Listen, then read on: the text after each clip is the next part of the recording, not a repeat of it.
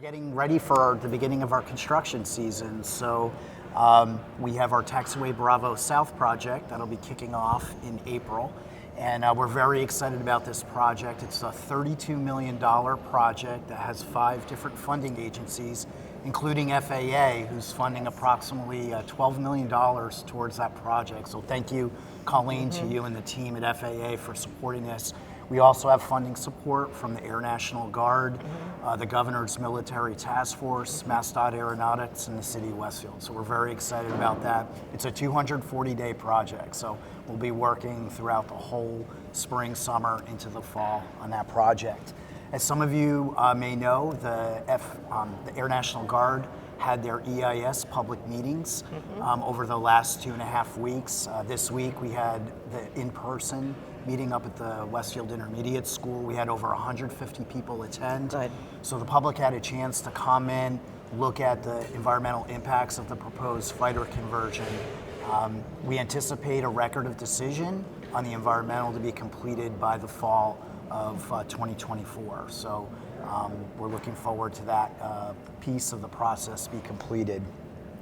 We're also working with MassDOT Aeronautics to do our preventative pavement maintenance program. That's going to be starting this spring. And MassDOT's going to invest about $100,000 in some crack sealing and pavement treatment areas on some of our taxiways. So we're very excited about that partnership. MassDOT Aeronautics has a great program supporting airports throughout the Commonwealth. And a lot of that has to do with safety, right? It does, yes. Yep, safety and extending the life of pavement, which is very expensive to replace. We also recently completed exhibiting at an NBAA Schedulers and Dispatchers trade show. This show is focused on attracting more business aviation to the airport. It was an excellent show.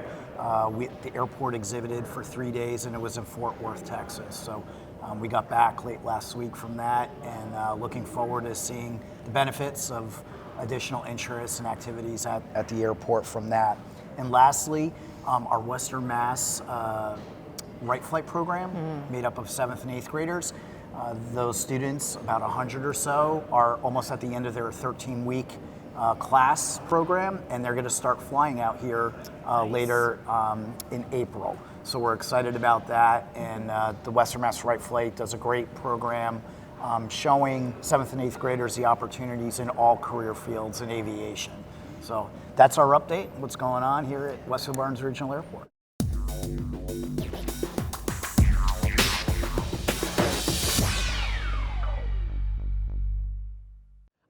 So Colleen, we have so many questions for you, but we'll get into a lot of different areas. But first, I kind of want to know, being a regional administrator, how many airports do you have in the 6 New England states that you cover?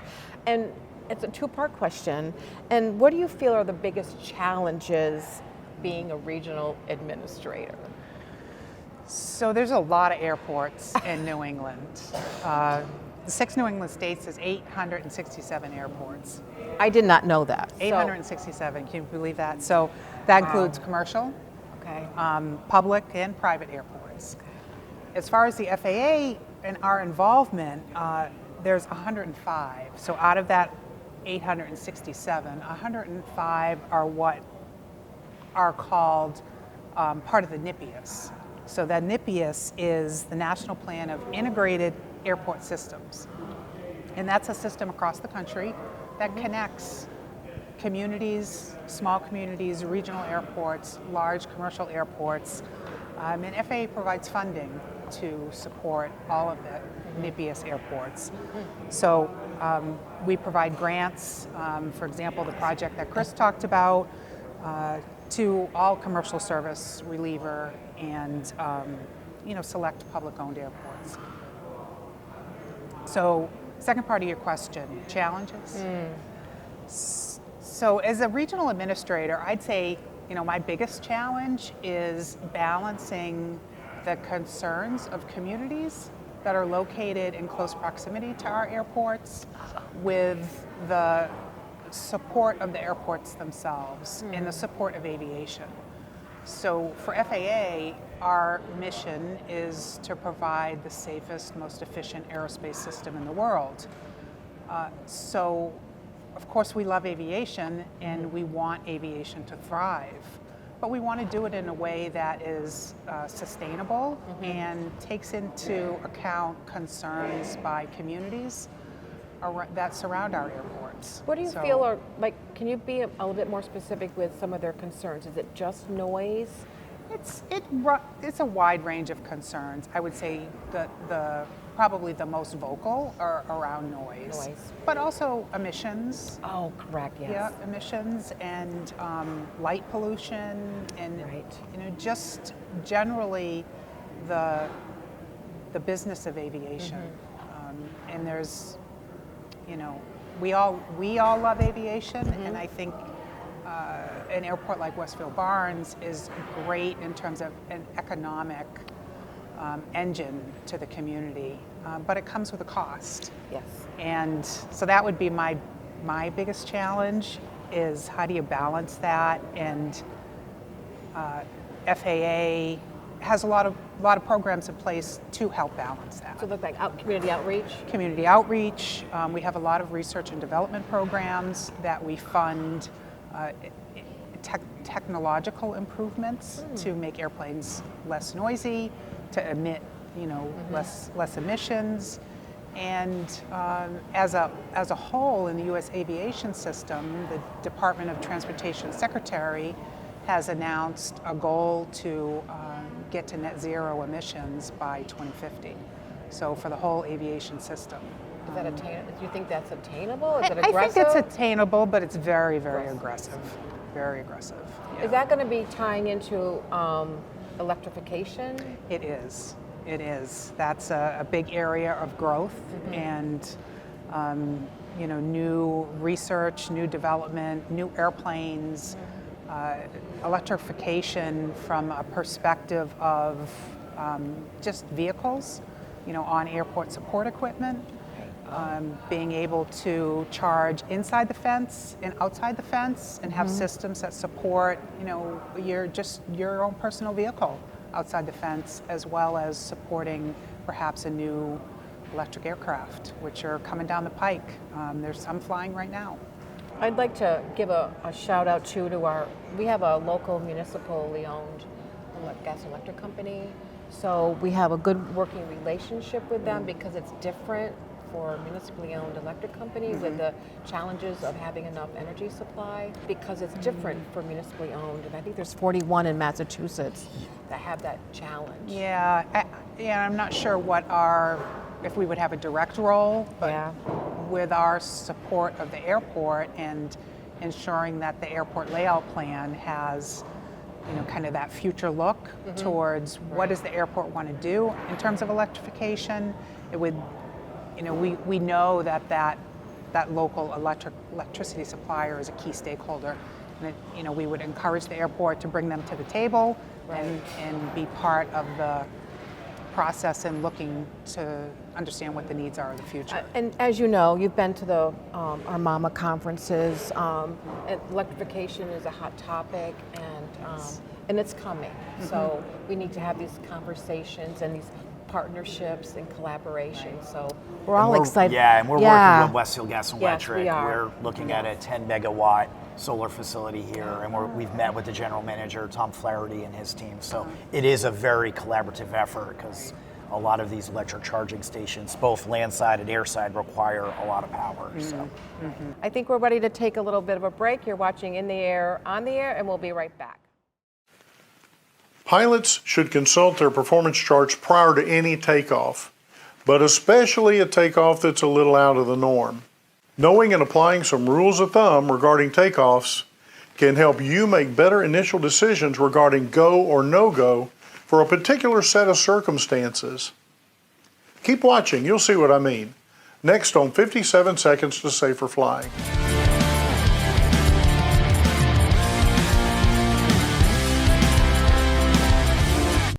Back in 2004, I investigated this accident at a grass strip fly-in luncheon where someone had captured the crash on video. There were 4 folks on board, lots of gas, a 2,000-foot grass strip, a warm day with a left crosswind. The pilot had failed to consider aircraft performance, and the laws of physics were not to be denied. He attempted to rotate at a point where he should have been chopping the power, and the pressures of a crowd didn't help. Rule 1. Fixed pitch prop aircraft add an additional 15% to the calculated takeoff distance for each 1,000 feet of density altitude. Rule 2. For short runways, pick a spot halfway down the runway where you'll chop the power if you're not at 70% of your rotation speed. If there are obstructions, pick a spot 3/10 from your brake release point. Rule 3. Be quick in deciding to wait for better conditions like lower temp, more favorable winds, which may be hours later. Rule 4. Don't let other folks watching you put performance pressure on you to go when the numbers say don't go. To read more about this topic, look for a link in this video's description. To read any of our other info sheets, look for them at FAA.gov. For the FAST team, I'm Phil Dixon.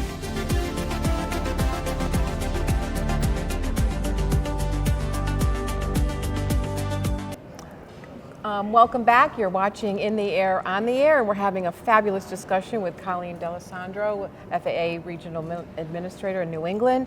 I think, Chris, you want to talk about a little about workforce development, right? Sure. So Colleen, as you know, workforce development is a significant challenge for all industries, but particularly aviation.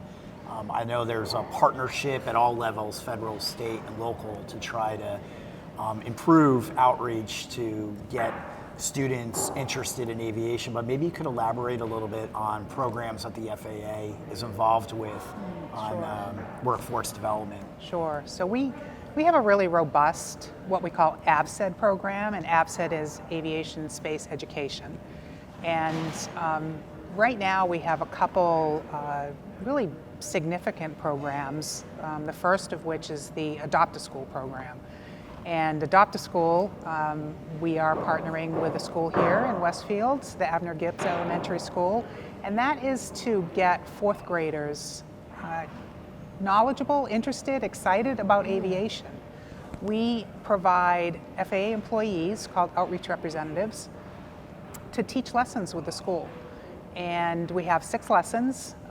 All the curriculum is created and then provided to these FAA staff members, whether they be engineers, air traffic controllers, really anybody within our organization of 45,000 people, not all here in New England. Wow. We have about 1,500 FAA employees in New England. But they go into the classroom and they teach subjects such as air traffic, we have one on drones, commercial space, and aviation maintenance technician, just to start to get to the kids at a young age and get them interested and knowledgeable that aviation is accessible, and it can be, you can come into aviation all sorts of different ways. So that's one of our programs. Another one we have is Airport Design Challenge. And I know, Chris, you've been involved in working with the school system here in Westfield on that program as well. And that's where we use Minecraft.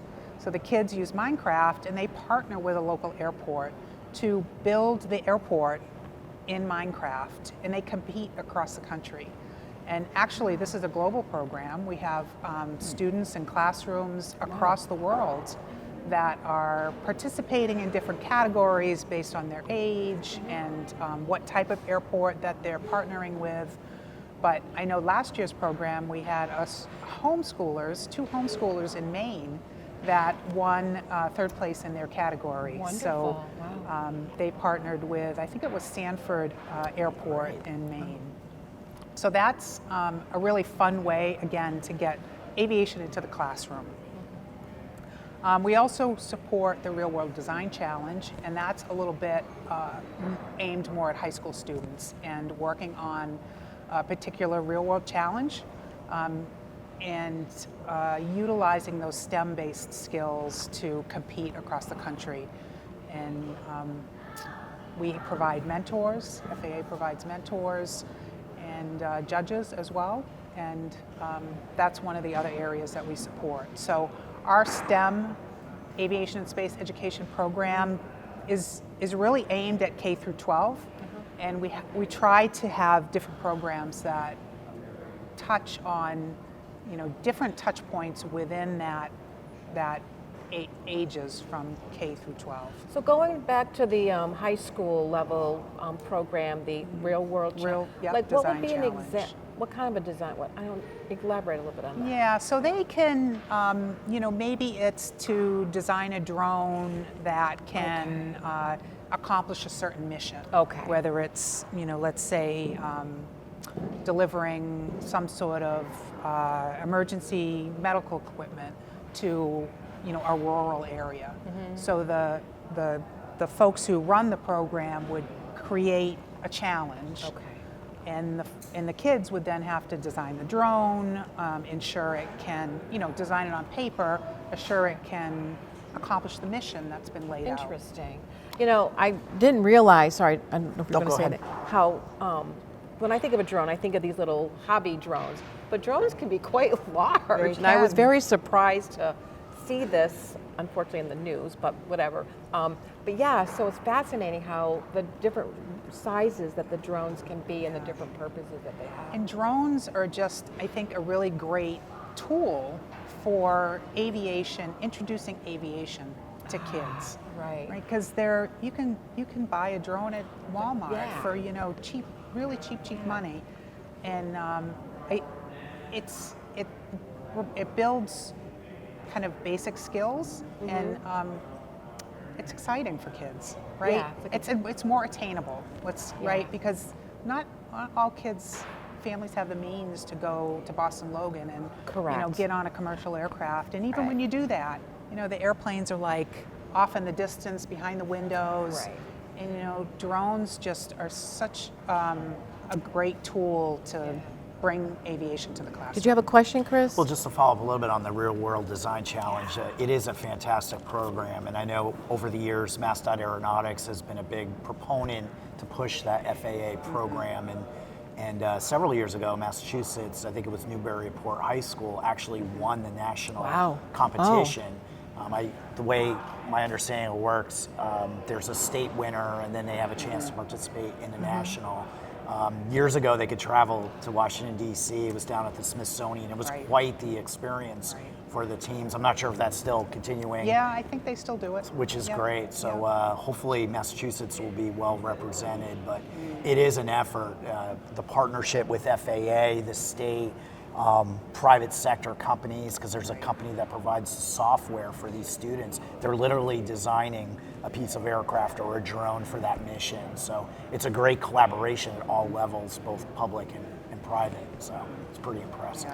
Yeah, STEM has really taken the forefront of the last few years. I'm not sure how much time we have before a commercial break, but we do want to get into your background a little bit when you had a former career with GE. I did. I actually grew up near the GE plant in Schenectady, New York. I was Still from- there. It is still there. Back in the day when I was still in little town of Broadalbin, New York, about a 30-minute ride into Schenectady, closer mile-wise, but travel, just driving time. And it was a city in and of itself. I think it's smaller than it used to be. Yeah. I'm talking back in the 70s. It was the place to work. It was a major employer. So we definitely want to get back in. I do want to talk a little bit about your background in that because of your engineering career. We're talking about STEM. Engineering comes under STEM, and the role for women, females, young females, and the challenges. And maybe I think it's changed a lot. Maybe I hope. Yep, I think it But has. I'm sure we're getting close. Are we getting close to a commercial break? If so, yes. We've got. Okay, then we're going to keep going. Okay, can I just add before we jump Yes, to that, one more absolutely, thing on yes. on the programs that FAA has Yes. around STEM is our workforce development grants. Oh. So we provide grant funding to high schools, colleges, aimed at increasing the number of pilots and number of aviation maintenance technicians into the system. So pilot schools, aviation maintenance technician schools at all levels. And we've gotten three grants in New England, Cape Cod Community College, Nashua Community College, as well as just recently the Conway, New Hampshire School District has received a $300,000 grant. So I know Westfield Technical Academy has applied. Good. Not been successful yet, but All right. I would encourage them to continue applying, and hopefully we'll be able to spread some of that money around here in Westfield. Yes, I know this shop, I know they're looking at trying to expand the program by they want power plant instruction. We have the airframe now, and they want to expand a little bit. And power plant is important. Being my background, there's power plant. good. So There. that's the engineering That's the component. engineering. Okay, good. And, yeah, The they're engines. engines. Oh, the engines. Okay, which is you kind of know, important. Yeah, in an Airplane. Most airplanes don't fly without engines. Engines. Right? Some do, but most of them don't. Good to know. Yes. So we'll talk a little bit about that, and I think we're ready to take a little bit of a break. You're watching In the Air, On the Air, and we'll be right back. So you're about to go fly, and the plane just came out of maintenance. How sure are you that everything's been put back together right? You know, mechanics are humans just like pilots are, so they're subject to the same things like fatigue, distraction, stress. So let's talk about doing an advanced pre-flight inspection after maintenance on 57 Seconds to Safer Flying. Back around 1994, I was flying cargo in a Cherokee 6 when I had a total electrical failure. Even though I was in day IMC conditions, I knew the ceiling at the destination airport, and I knew the area very well, so I was able to get down safely and land. The aircraft had just come out of an inspection, and the battery and the alternator were never hooked back up. So I survived that experience to learn of the importance of an extra special detailed pre-flight inspection for an aircraft that just came out of maintenance. Encourage your mechanics to use a sign such as this. Double-check paperwork is properly completed and matches the work performed. Know what systems or structures were repaired or replaced so you can focus on them during the pre-flight. Discuss the work with a mechanic and preferably walk around the plane with him or her before your pre-flight. Double check that flight controls and trim tabs move in the proper direction. Check inspection panels for security and nuts and bolts for proper safety wiring as needed. Lastly, don't skip a single thing on your written pre-flight checklist. So prior to the first flight out of the maintenance shop, make sure you plan extra time to go through the aircraft and the logbooks prior to the flight. For the FAA Safety Team, I'm Phil Dixon.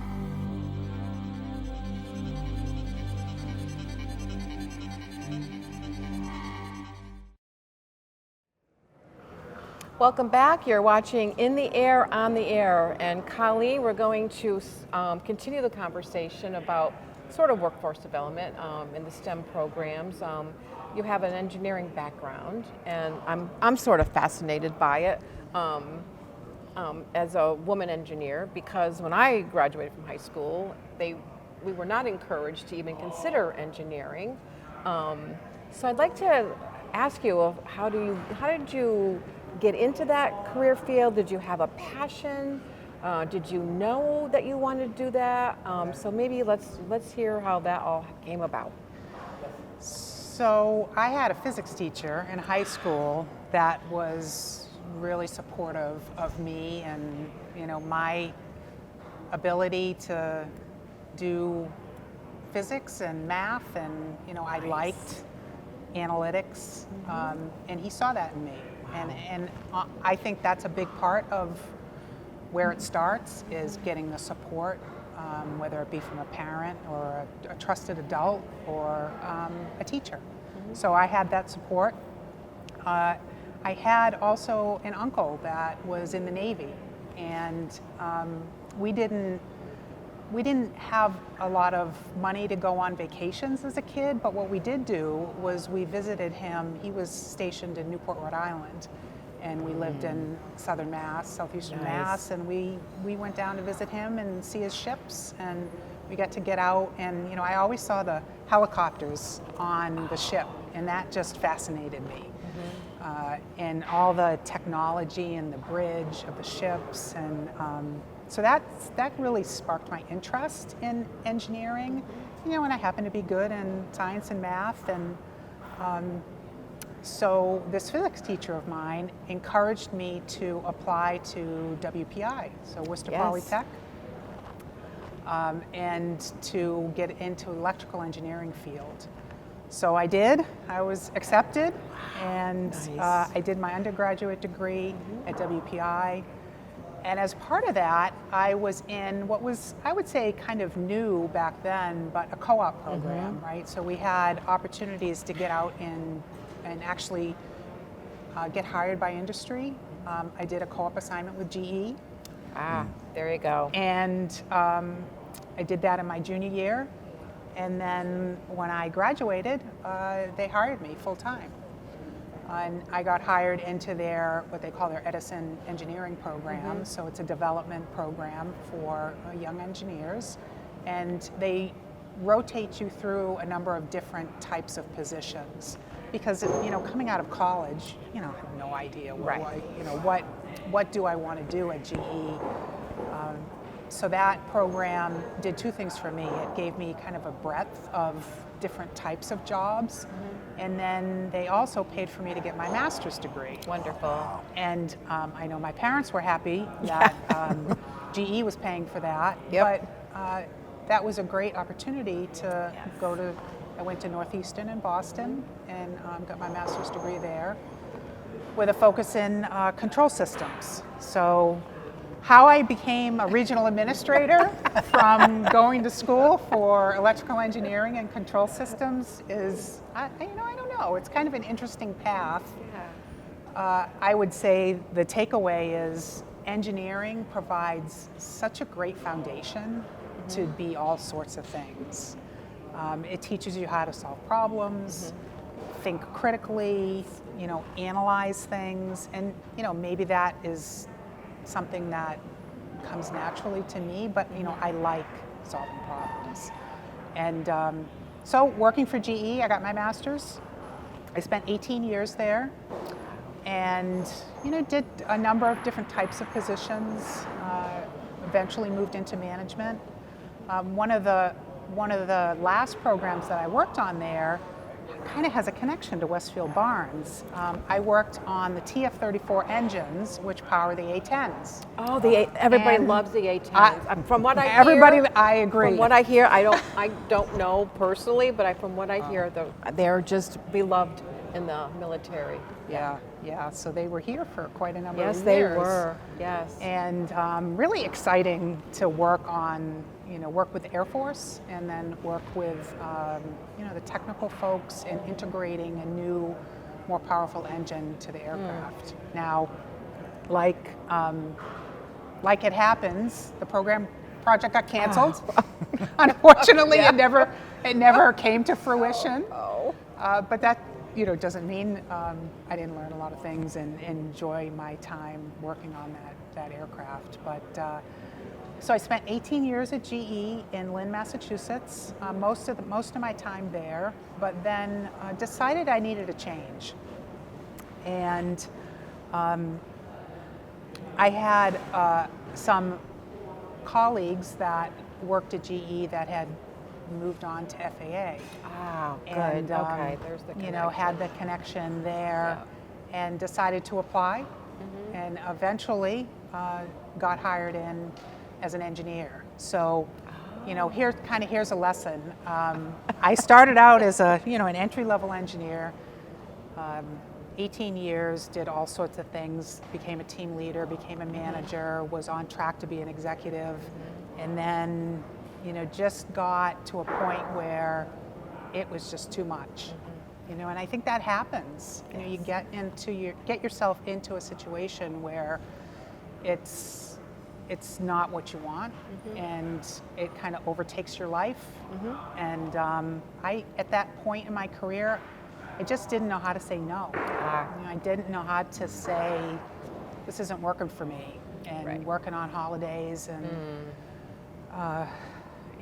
not seeing my family. And so the only way I knew how to say no was to to move on to a different position. So that's what brought me to FAA. Nice. And working for the federal government is very, very different. And I would say it's not at all what you expect. I know at the time my mother kind of gave me some feedback, and she looked at me like, why would you want to go work for the federal government? What is that going to do for you in your career? And I think it's done a lot. It's given me a better work-life balance. Nice. It's given me more opportunities. And I would say as a female engineer, there's a much broader representation of women in technical positions within the federal government than in private industry. I think that's changing, but I have a lot more women colleagues in senior leadership positions within FAA than I ever did working in private industry. That's really encouraging to hear. So if you had to give one piece of advice for young female students, whether they're in an aviation shop or electrical wiring or manufacturing shop, what would you share with our viewers that for any young woman going into the STEM field, whether it's private industry, public agency, any words of encouragement or ideas that that they could take away from your experience? Yeah, so I would start by saying that the technical education, that's the foundation, right? You need that to kind of get in the door.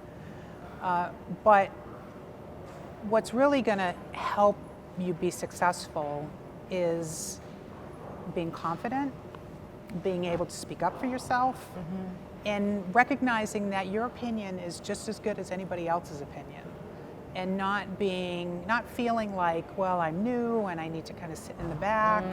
Right. The advice I always got, especially at GE, because there were probably 3% women at the time in terms of engineers. Yeah. Most of the time I was the only woman in the room. Don't sit in the back, sit in the front. And you deserve to be there. Yes. Right? So present yourself such that you deserve to be there. And have confidence in your abilities. And recognize that everybody learns. Everybody makes mistakes. It's okay to make a mistake. It's okay, and there's a lot of people that are there to support you. There's a lot of folks that are willing to mentor. Reach out to mentors, reach out to people that you admire. I always tried to kind of look at the room and think of, who do I want to be like? And then also, who do I not want to be like? What types of behaviors am I seeing that, I know are not a good fit? And, you can't always control that, right?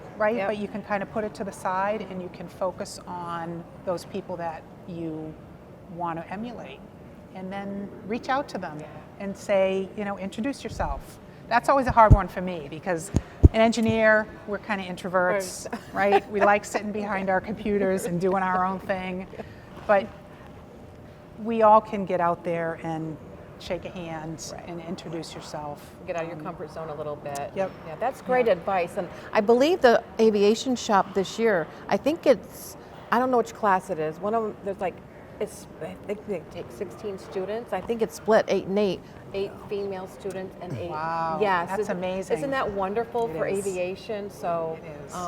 Yeah, and there was a recent graduate from several years ago. She graduated from this program, and she was hired at Gulfstream. And she has grown both as a professional in the industry, but as a person. And when she was in high school, she worked at the fixed base operator here, and we would see her on the weekends. And it was just, it's fantastic to see how she went through this program. She was focused. She had mentors from people here at the airport and at home, and she was able to get hired at Gulfstream, and she's been promoted several times. And about 6 months ago, I had a meeting at Gulfstream, and when I was walking through the hangar, she was coming off a Gulfstream 650 with a client, and she was going through the checklist, and it was just such a great moment to see her being successful and happy. So having that positive attitude, not giving up, it really does pay off. And she's a great example of that success It is, yeah. from our school. Thanks here. for sharing that, Chris. We need to take a quick break. We'll be right back. Thank you for watching, and come on back in a couple minutes. From practically day one, students are taught what angle of attack means to flight. Monitoring an aircraft's airspeed was originally the best way to avoid getting into a stall. Now, general aviation pilots have a quicker, more accurate way to visualize their wing's relationship to the air it's flying through. Let's look at angle of attack indicators next on 57 Seconds to Safer Flying. Your aircraft can stall at any speed. Many factors can change stall speeds, but your aircraft stalls at a constant angle of attack called the critical angle of attack. An airspeed indicator can't show you this, but the AOA's indicator gives you a quick visual picture and can relieve you of all those mind-bending airspeed computations. Neither your bank angle, nor your payload, nor density altitude affect an angle of attack sensor. It will help you fly efficiently in cruise and precisely on the approach in any condition. In an engine-out emergency, it indicates your maximum glide for distance or your minimum sink rate for added time aloft. While your airspeed indicator is still the primary instrument, having and properly using an angle of attack indicator as supplemental information will enhance your situational awareness and make your flight management easier. Check with the angle of attack system manufacturer or an avionics shop to find out more about installation options. The FAA and the FAST team would like to encourage you to look into angle of attack technology as the latest and greatest safety enhancement for your aircraft. For the FAA safety team, I'm Phil Dixon.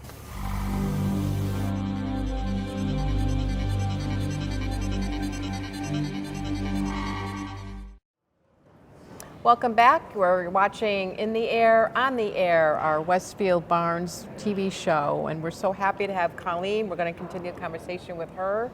But first, I just want to give a shout out to the Westfield Technical Academy Graphic Arts and Communication Shop, who is filming our shows. We're so appreciative of their time and effort. They're learning TV production. So it's nice to see you guys this morning, and thank you for your hard work with us and listening to this fabulous information about aviation. So thank you for being here. So Chris, I think you have a question for Colleen.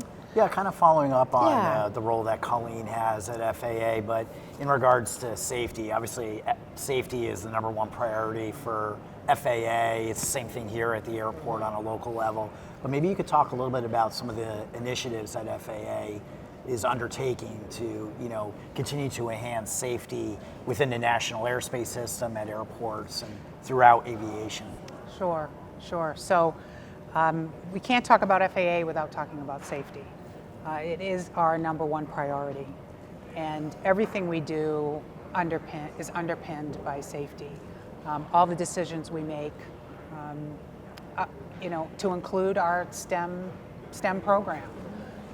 So we have a new FAA administrator, Michael Whitaker.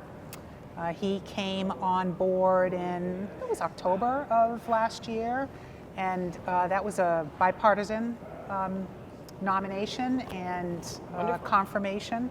So he's been great. We've been without a permanent FAA administrator for a while, and you need leadership. So he is bringing strong leadership to the agency, and he's also bringing with him kind of a refocus on safety. He came to the New England region, was one of the first areas that he visited in November. He joined me at the regional office, and we took a trip to Boston Logan, went up into the air traffic control tower, and talked with staff there about some recent incidents that occurred at Logan, and just to try to get kind of the truth on the ground. What happened, what can we do better, and looking to the future, primarily focused on safety. So he has been moving around across the country with similar visits. One of the things he said when he joined us in New England was his initial 100 days coming into the agency. He was looking at, and as a pilot, probably sounds familiar, I'm not a pilot, aviate, navigate, and communicate. Nice. So that was how he was looking at his kind of entry into the agency. First, he was going to aviate. And, you know, I'm going to use my own words as to what that means, which is fly the plane, right? Just make sure that you're doing the basic things right. The agency is on the right track, looking internally. And next comes navigate. So thinking about where you're going. What does that future look like? What's the strategy? Maybe where are the gaps? And where does the agency need to refocus? And then communicate is tell people what you're doing. Right? So in the aviation world, maybe you're talking on the radio to the air traffic controllers, or you're talking with fellow aviators, fellow pilots, talking about where you are and where you're going and what your plans are and how they can support your plans. So the administrator, you know, I really like that because it's simple. You know, it helps 45,000 employees understand what's important and where we're going. So he's really been a great addition to the agency. And we are got lots of work on the table, and you know, I think he's committed to be with us for the next 5 years. So the FAA administrative term is 5 years. Oh. And we haven't had one of those 5 years in a long time. So they're appointed by Congress, correct? They are appointed by Congress, yep. And it's intended to be, you know, nonpartisan. Right. So it bridges the change in president, you know, the presidential campaign, right, yeah. and there is no intention that leadership of the agency would change with any sort of political change. So I have a question. So with someone at that level in our federal government, is he a cabinet position? It's not. No, the Secretary of Transportation Transportation would be. is, and we fall under the DOT. DOT. So with that level of even that leadership though with the FAA director, so how do, because we're regulated by FAA, what we do at our community airport, and we're a small airport. So how do you focus, how does information get from the little local airport when you're dealing with large commercial airports like, you know, Los Angeles, Logan, LaGuardia? How does that, you know, how does that information funnel up, if you will? And I'm sure he cares. He does. But how does that work with an agency that large? Yeah. So so that's part of my role. So we have nine regional administrators across the country. The country is split up into 9 geographical areas. Okay. And one of our key roles is to be the eyes and ears of the administrator. So we are out interacting with the local aviation industry, local airports, local governments, the congressional district offices, tribes, tribal leaders, and we're trying to understand, you know, again, where are the gaps, where are the challenges, what can we do better, what do we need our external stakeholders to do better in order to overall raise the safety of the whole national airspace system. So a little airport like Westfield Barnes is important.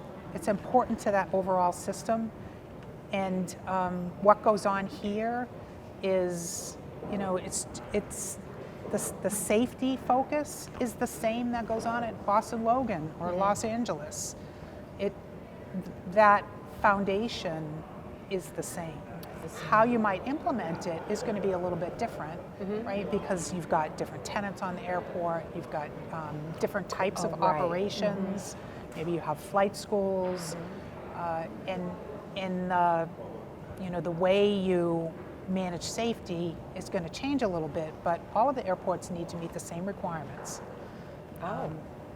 Yep. Well, you know safety, and Chris is so good about it. He dots his I's and crosses his T's when it comes to safety. Well, we have an excellent team here. It's a team effort from the commission to the staff here. Excuse me, but I want to comment that when Administrator Whitaker was confirmed, that was a big deal for our industry because he was so well respected. and his experiences and his leadership, and I think to your point about to aviate, navigate, communicate. One of the things to your question to Colleen is the communication between that I see here as a stakeholder from an airport level has been tremendous, particularly over the last several years. And it's at different levels within FAA. Colleen's office has improved. So from like Colleen's office, they offer monthly external stakeholder engagement workshops, and they have professionals, experts that come in from FAA staff and go over a particular subject, and it's open to all airport managers when it's airport focused. And that happens almost every month. And they invite congressional delegation members, so congressional staffers are getting a better understanding of what airports are dealing with and challenges. So that's been a great program for us. And then even within the FAA Airports Division, we're a Part 139 certificated airport. We have student college sport team charters that come through here. But even at the Airports Division office in Burlington, Mass., they send out cert alerts, like issues that come up. Our region, and through the FAA's leadership, Colleen's involved and Ken Knopp, once a year we have a runway safety summit, and that's held in Central Mass, and every airport is in a room, and we spend a day and we go through incidents that happened in the region, and we do case studies. What could we have done better? Because mistakes do happen, and you have to learn from that. So FAA has done Colleen, your team, and others have done a great job, especially over the last several years of communicating out and the opportunity for airports to learn more and to take those lessons learned and share with their staff here at a local level. So it's been great. Well, my philosophy is to communicate and over-communicate and to build relationships. Right? We're all working towards the same end. And I think if we know each other and we have a relationship, then when we have a tough issue, we'll be able to work through that. And it won't be a fight, it'll be a conversation, and with that same goal in mind. So safety is, we don't compete on safety. Right. And you'll always hear that I hope you always hear that, whether you're talking with industry, airports. Chris mentioned this runway safety, where airports share, we made a mistake here. And this is what we did to correct that mistake, right? They're not going to compete on safety. We're going to share lessons learned, and then everybody's level of safety gets raised. So you took a step away from behind the computer. Now you're in front of the computer screen, and you're talking with all these folks and your team, and so your career has definitely morphed into a more public position. It has. And you seem quite comfortable in it, even though you said it wasn't your forte. But so speaking about your career path and your background, so I'd like to know a little bit more about your personal life. If we could just touch upon, what do you like to do when you're not an FAA regional administrator? When you're off the clock. When I'm off the clock. So I think I mentioned I'm not a pilot. I kind of fell into aviation. I love aviation. I've spent my whole career in aviation. And, but in my free time, I like to ride horses. So I'm jealous. I'm an equestrian. Do you compete? I do. I did not know that. I do some competitions. Currently, I have a young horse. I have a 6-year-old Morgan gelding. His name is Zanatra. We call him Z. He's in training right now, and we're just getting ready to do some competitions perhaps later this year. Wow, and where would you do these competitions? So very close to Westfield is the Springfield Big E Fairgrounds. So you may see me there someday. You have to let us know. Oh, that would be fabulous. Wow. Yep. Wow. So, I enjoy trail riding as well, and just being out in the woods is so peaceful and lets me clear my head. The thing I like about the riding is you can't, it's probably like being a pilot. You can't be doing something else Oh. while you're riding a horse. You can't be looking at your phone. You can't be mulling over in your head, you know, what went wrong yesterday. Yeah. You have to focus on what you're doing. Right. Right? Because in equestrian, safety's number one there too. Too, right? I can And, imagine. Yeah. You know, it's just a great way to disconnect. For you from- and the horse. I mean, yeah. You don't want to fall off that horse, and the No, horse. You don't want no. your horse to fall down. Yeah.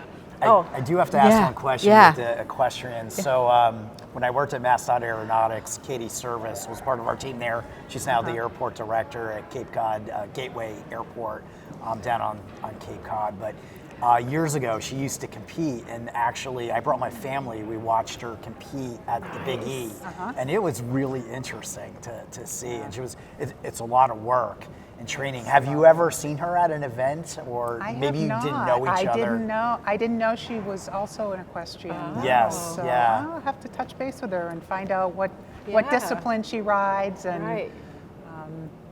yeah. So when you say discipline, like what do you?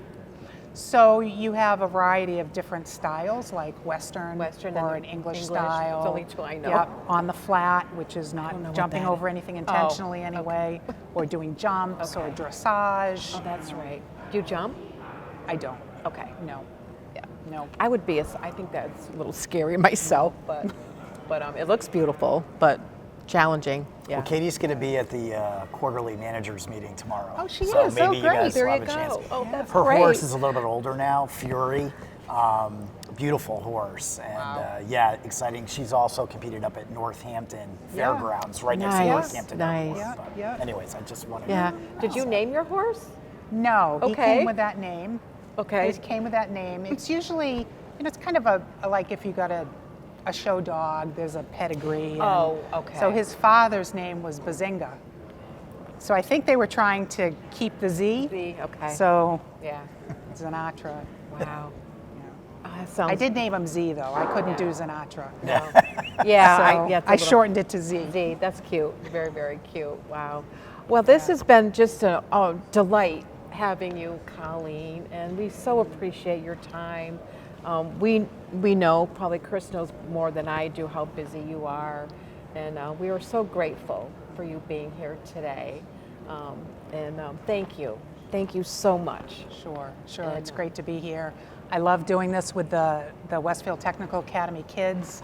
It's great to see the aviation school program here behind us, and also to see the F-15s take off. Yeah, that was You kind know. of a surprise. We weren't expecting that this morning. So, Yeah. Chris, thank you. Yep, thank for you, Colleen. Yeah. We really appreciate it, and look forward to seeing you on May 13th for our Groundbreaking. ceremony for Taxiway Bravo South. Yeah, so stay tuned for our next show, and this is In the Air, on the Air, and we're over and out.